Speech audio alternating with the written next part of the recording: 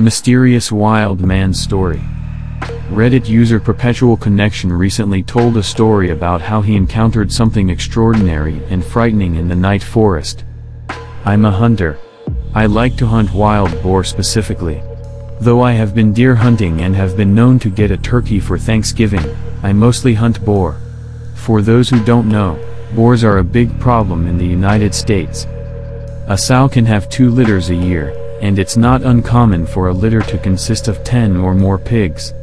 Given that pigs eat anything and everything, it's not hard to see why the Department of Fish and Wildlife makes it legal to hunt them with almost no restrictions. In my state, it's illegal to hunt most large mammals with a night or thermal vision scopes, with the exception of boar and coyote. I'd been saving for a year, mostly for fun money. It's hard to explain to your wife that a scope that costs literally twice as much as the rifle I was mounting it on was worth it. But I did it.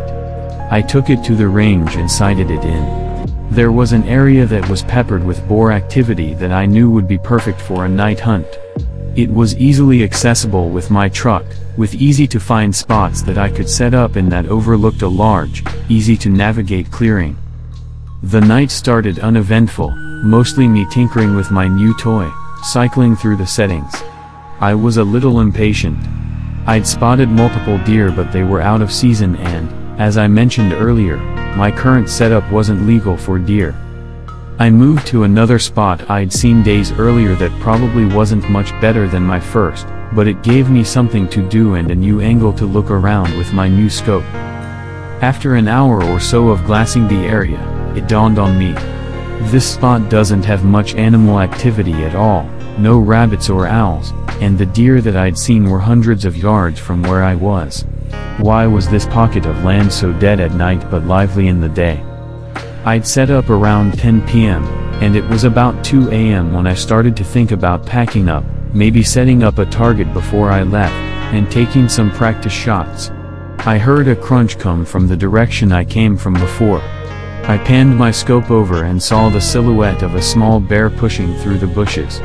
It's important to note that my scope isn't exactly night vision, it's a thermal scope, kind of like a black and white version of what you see in the Predator movies. I adjusted my range and zoomed in a little.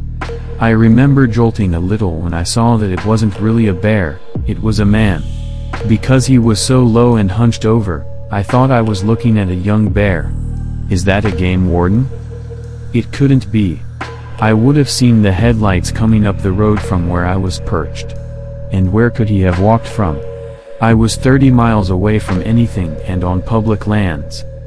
I was about to call out when I adjusted my sights and noticed, he was naked. No shoes, pants, or anything. I remember being disturbed by his movements, like a squirrel or something. Twitchy and grabbing at the foliage, sniffing around and palming the tree. Was that my tree? The one I'd been leaning against earlier? The thought terrified me. Could he smell me? Then he did something I still have nightmares about today. He squatted and placed his hands in the dirt between his feet and stared straight up like a dog mid-howl, and I heard it, a voice coming from that direction, a very compelling female voice. Help. I'm lost. There was a long pause, but neither of us moved a muscle. The focus of my sights was trained on the dirt in front of his feet. I couldn't bring myself to aim directly at another person, it went against everything I'd been taught about firearms. Were they lost? Was this some guy that had gone crazy out here? Why was his voice so feminine? Help. Please. I can't walk. The voice called out. That's when I called it bullshit. Not only could he walk, but when I first saw him he was traversing the land with ease for a naked person, so I mistook him for a bear. That's a fucking trap. This guy is trying to lure me to him with a dame in distress routine. Luckily, the lack of activity before had caused me to pack up most of my gear. I think I may have left behind a hat and a seat pad, but I didn't give a shit at that moment. I took my eyes off him for a moment to get my pack on. I buckled my chest strap and scrambled for my rifle. To my horror, he was in the same position, but his face was staring in my direction and I swear I saw a smile. The thermal scope has an effect that makes an animal's eyes appear white. How in the hell had he heard me get up and put my gear on? He must have easily been 150 yards away. Fuck off. I screamed in that direction. He stood upright, and it hit me how tall and skinny he was. I am easily 6 feet tall and very lean. He took a couple of long strides in my direction, and I instinctively sent a round sailing above his head into the tree line. He was freaky as hell, but he hadn't really threatened me. What would I tell the cops? I was unwilling and unready to shoot someone. He stopped dead in his tracks and hunched down on all fours. The next one will fuck you up. Go away. He stayed on all fours, and this time I had my sights trained on the center of him. His eyes were just above the grass, like a large cat or something. I was trying to stop my trembling and knew that my voice had cracked a little on that last warning. I was terrified. That standoff probably only lasted a minute or two, maybe less, but it felt like forever. In an instant, he bolted left towards the tree line opposite the road. So much for not being able to walk.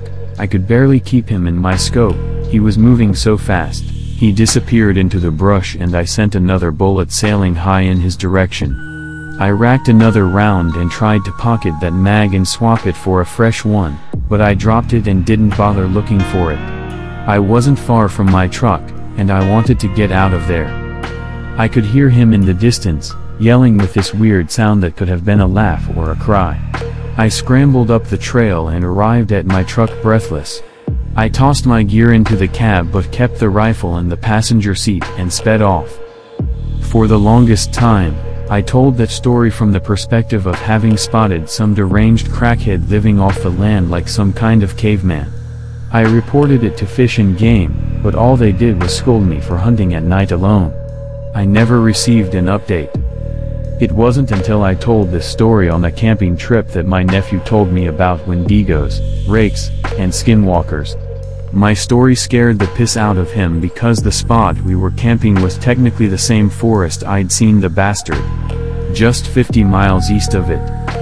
He has so spooked his mom, my cousin, had to take him home. She was really pissed. I've gone down the rabbit hole on these scary stories. I'm not saying what I saw definitely was a Wendigo or a skinwalker. I'm saying that if such a thing exists, I may have dodged quite the bullet that night. Or maybe it was just a tweaker being Donnie Thornberry in the middle of the night. Either way, thought I'd share. Believe what you like. These are events as I recall them.